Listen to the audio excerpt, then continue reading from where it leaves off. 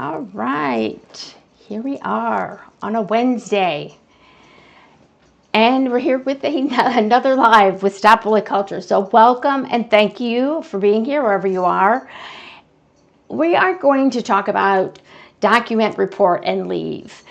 And I know that here on Stop Bully Culture, it seems like I talk about that endlessly, and I probably do. But the reason I want to talk about it today is because one of the things that I see when it comes to document, report, and leave, document and report is really the standard operating procedures that people, when they talk about workplace bullying, those are really the only two strategies they talk about. Like that's all you can do. And I've been doing a little, sleuthing or investigating just to see, to figure out what are people saying about workplace bullying. So I'm kind of frustrated when I see 20 some years after, actually it's probably going on more like 25 now, if I'm honest, between 20 and 25 years ago, it's the same stuff that's being regurgitated. And there hasn't been a lot of expansion in the strategies to combat workplace bullying other than document and report. And frankly, 20 years ago, it wasn't working, and it's not working now. And so what we have to do when it comes to workplace bullying, people need to stop regurgitating the same stuff over and over and over, especially when it comes to document and report. But let's investigate a little bit why it's bad advice. I'm just going to say it point blank that document and report as strategies just in and of itself is bad advice when it comes to dealing with workplace bullying. And why that is because if I say to you document and report, it means nothing. Because how you document, what you document, how you organize it, the fashion that you do that, the evidence that you collect. I've never heard anybody, except for myself, talk about collecting evidence when it comes to documenting workplace abuse. Frankly, this is good advice. If you're being discriminated against, or you're being harassed, or whatever's happening, whatever kind of workplace violence you're experiencing in the workplace, you have to have evidence to build your case.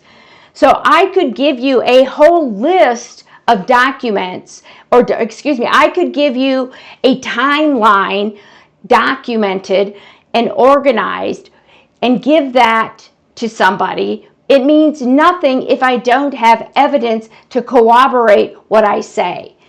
So just document is useless unless you know how to do it. But people are just telling you to document. Why are they doing it? Because that seems like the logical and rational thing when you're experiencing workplace violence. Of course, you should be documenting what's happening to you. Most people don't even know what the hell documentation is. I only knew a little bit about it because I was a social worker and we're all about documentation. But I'm going to tell you that when you document for a client, that's not the same thing as documenting something personal and emotional like workplace violence or workplace abuse that's happening to you. Because when I'm documenting as a social worker, I'm supposed to be taking the objective, perspective. This happened, that happened. But if you're in it, when you're being bullied, documenting from an objective point of view is very, very difficult. Yet, the best documentation is when you take a bird's eye view and you document it from an objective position. Because we have a tendency to put our own ideas and narrative around what we think is happening in our documentation. We don't say on, February 11th at 12:05 Central Standard Time, 12:05 p.m. Central Standard Time, I went to a meeting. This happened, this happened, this happened, this happened. In my own documentation, I was calling out the bullying and the abuse just in case the person reading it didn't get it. Okay? So therefore, in and of itself, when I had my own documentation, I was only documenting the things that they did to me, not my own responses. And really, again, you don't want your own, excuse me, let me rewind. I was documenting what I did in my documentation, which frankly, yes, you need to be doing those things, but not the way I was doing it because it made me look bad. Okay? And you do want to objectively talk about what you did, but if you got up in a meeting and you swore back at your bully, or like some of the things I did, I sent all these emails that frankly didn't need to be sent. Those things made me look bad. And when you do that, then that's an opportunity for HR to use against you. And I have never to this day heard anybody say that be careful about what you're writing down and how you're writing it down, because you might actually be giving HR the reason they need to fire you. That's why your documentation is critical. But just document can actually hurt you if you don't know how to document and what you should be documenting. And most importantly, if you're not collecting corroborating evidence. My word means nothing when it comes to saying somebody's bullying me. But if I have 10 emails that are calling me out on something they keep changing around what I'm supposed to be doing, and I'm responding neutrally and trying to clarify what's happening in a professional, objective way, that makes me look good, and it really shows the parallel of I'm just trying to clarify and my bully Bob is just changing. I've gotten 10 emails with 10 different parameters around what I'm supposed to be doing. So those things matter. But if you don't have evidence, you really don't have anything to confirm what's happening to you. So evidence is key. So document in and of itself falls flat on its face. The other thing when it comes to document and report, first off, again, this is the thing I find so ironic and so interesting and yet so very problematic is there's research that shows when you report bullying, okay, that it in fact increases the bullying and it puts you more at risk. But that is still the go-to strategy when you're being bullied is to report. There is no, yes, I've seen a few people say it can be risky, okay? But how do you then, if you're reporting, which will most likely increase bullying and retaliation, and it might actually put your name on the billboard that's, where HR, if you're reporting to your supervisor, it can affect then your evaluations. If it's going to HR, you might be on their radar for, retiring, or if they are making cuts, you might be the first one they chop. So there's all sorts of risks when it comes to bullying and reporting. But how can you safely report?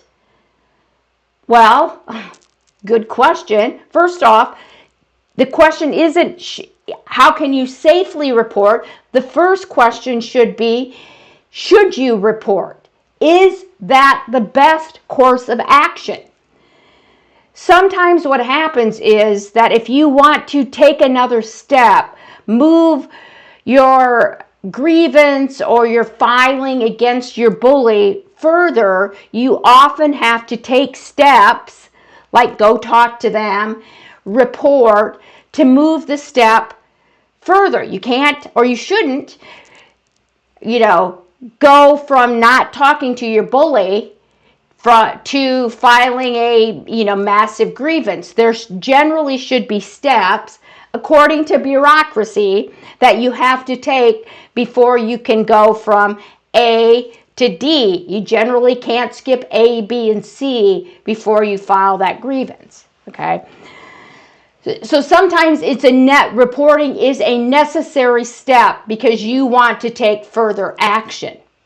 Or you want to report because you want it to be, quote, on the record. And I wouldn't assume just because you make a formal report that it's on the record for the person you're reporting.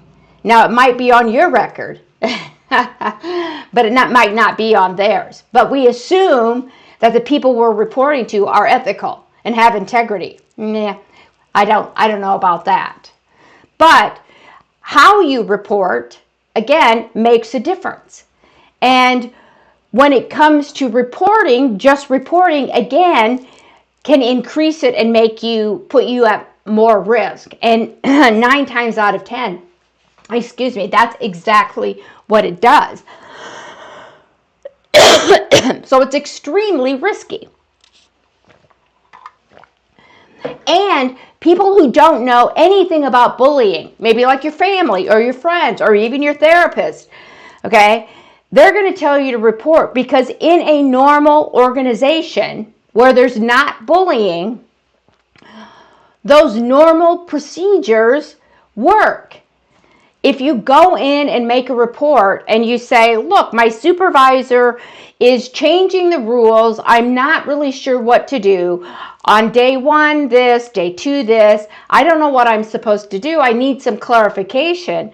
What will happen in a normal workplace is you'll get clarification and then somebody will say to your supervisor, look, when you're giving directions and you're giving people the parameters around which they should do their work, here's the best way to do that. But when you have bullying happening, nothing is normal. So those standard operating procedures that work in normal, healthy workplaces blow up in your face. Because behind the scenes, your bully has a lot of power. They might actually be in a position where they have actual power, but if they're not in a supervisor or leadership position, most of the time they have actual power. But if they don't have actual power, they have bullying power, meaning that they are manipulating people and talking about you behind your back and gossiping and doing all of these horrible things to make the narrative around you be the problem, not them. So many of the times when you go to report, the bully, Bob's already been there. Bob has a relationship with them. They think Bob's a nice guy. So by the time you get there, they already have this idea about you, which is you are the problem. So when you get there to make a report, they will expect you coming. So they're prepared for it, and they already believe you're the problem, so therefore it often goes nowhere. So then again, you have to evaluate if you know those things, because you can assess some of those things ahead of time that going into report is not going to get you to the outcome that you want, which is to stop the bullying. And so those don't work because it's built into the system. And bullying has become normalized. And therefore getting rid of it is much more problematic. And also, you're not going to be able to get it to stop or get rid of it. And document report gives you the idea that somehow taking those steps will in fact get you to where you want to be, which is, of course, we want the bullying to stop. Of course you do. Of course you do. That is not unreasonable. That's a reasonable expectation to not want to experience workplace violence or abuse when you're at work. Yeah, no shit, Sherlock. But document and report often makes it worse, not better. And the other thing is, If you don't have your evidence from your documentation in place and you don't bring it in to the person you're reporting to, if you don't know how to report, generally what we end up doing when we go into HR or report, and I know that I did this, I was not reporting on workplace bullying, which is a series, a repeated abuse over a period of time that was meant to hurt and harm me. Okay, if we don't bring in the documentation that says, well, I started on, March 2nd of last year, and this started on March 3rd, and here is the series of events and abuse and violence that I've experienced since then, you're not reporting workplace bullying. You're reporting an incident of bad behavior. Okay, and so you're not, if you don't report the whole thing and say, look, this is just the most recent event, the most recent incident, you're not reporting workplace bullying appropriately. I was presenting at an HR conference, and somebody said, well, I got this report about this one thing, and they're calling it bullying.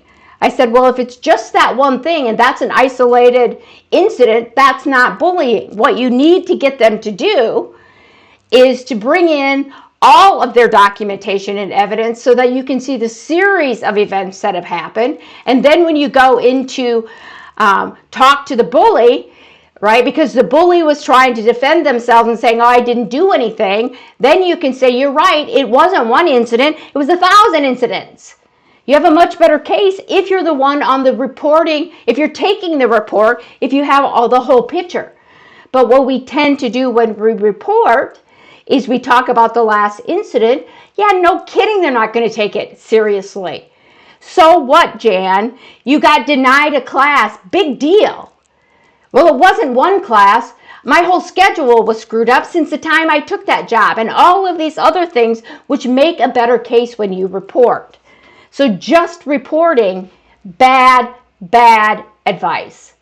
You need to know how, when is the best time to do it, and who do you do it to, right? There's a lot more that goes into it, and you need to know, how do I have all this documentation?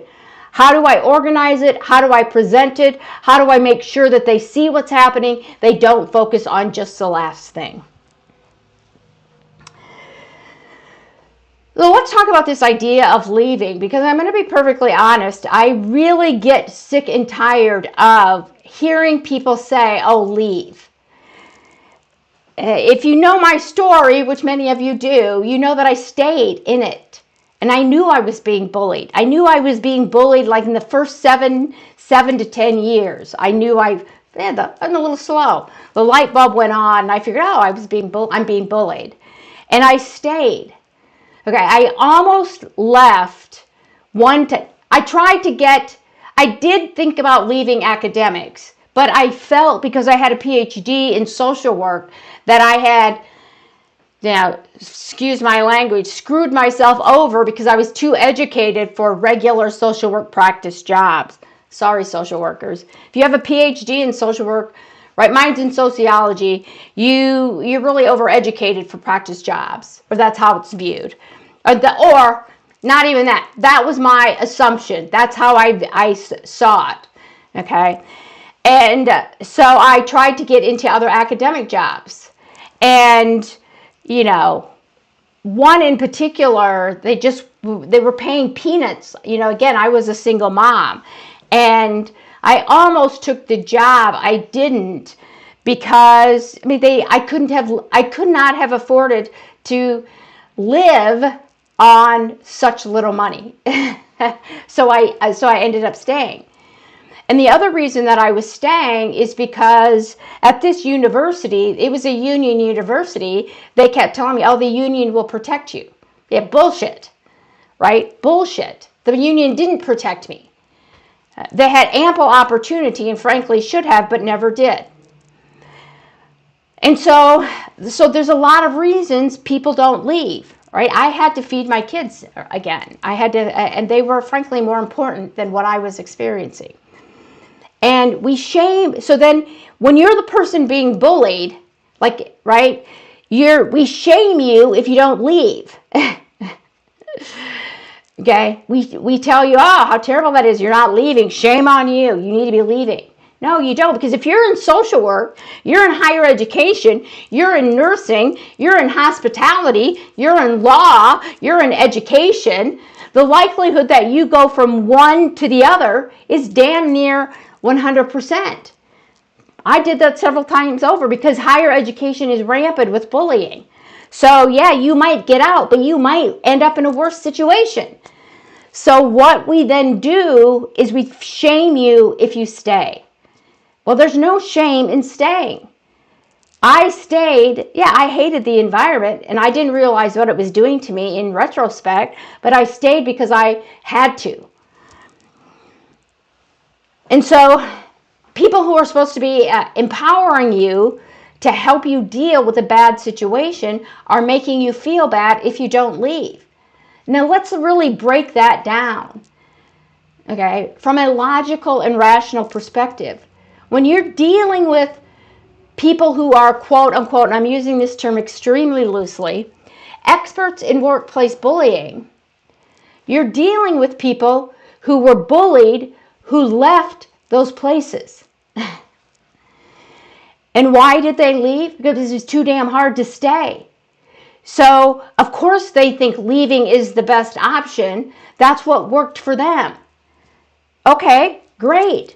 But everybody who's being bullied in the workplace still has the right to self-determination, which means you have the right to make your own decisions and do whatever you want. And if for you the best thing is to stay in that place, okay, that's going to be hard. I acknowledge that. I know that's hard. But it can be done, and there are lots of steps and things that you can do beyond document and report to protect yourself in the workplace. And so part of my frustration is that document, report, and leave were the standard operating strategies 30 years ago. They weren't effective then, yet that is the information that people are still continuing to regurgitate and give you. We haven't expanded what else you can do, because when you document and report, those are not strategies that empower you and make you feel powerful. What happens when you're being bullied is you blame yourself. You say things like, damn, what's wrong with me? I know I did. For about 20 years when I lived in that, I kept saying, what is the problem? In fact, one time I had a faculty member who had also spent the majority of her time being bullied. She said this to me, well, Jan, sometimes God keeps putting you in the same situation for you to learn something, and you must not be learning what God wants you to learn. What do you think he wants you to learn? Okay, again, victim blaming mentality. If you don't leave, we victim blame. If you don't document and report, we victim blame. Jan is not in the business of victim blaming. Okay, because I know what that feels like when people blame you for what's being done to you. The workplace abuse, the workplace violence. What you need are strategies and ways to deal with what you're dealing with in ways that protect you, keep you safe, and also, I want to be very clear about this, that also allow you to confront the bully if you want to do that. That allow you to, again, for lack of a better term, fight back against the system that is hurting you. You can do those things and stay in the work environment, or you can do those things and decide that you want to leave. There are more strategies than document, report, and leave. And they're better strategies because they help you empower yourself, take back your power, and protect yourself, and you can actually even heal and move forward. which leads me to my new Workplace Bullying Live series that I'm having from Stop Bully Culture every third Tuesday at 6 p.m. Central Standard Time. We will have a topic where we talk about some issue related to workplace bullying. And of course, this Tuesday is the third Tuesday of February 17th at 6 p.m. Central Standard Time. You can sign up for our first official Workplace Bullying Live series called Beyond Document Report Leave. It's going to be really great. It's going to be a place where we're going to talk about real situations, real things that happen when it comes to workplace bullying, real strategies that you can use, that you can try, that will help better manage the shitty situation that you're in, which is in workplace bullying.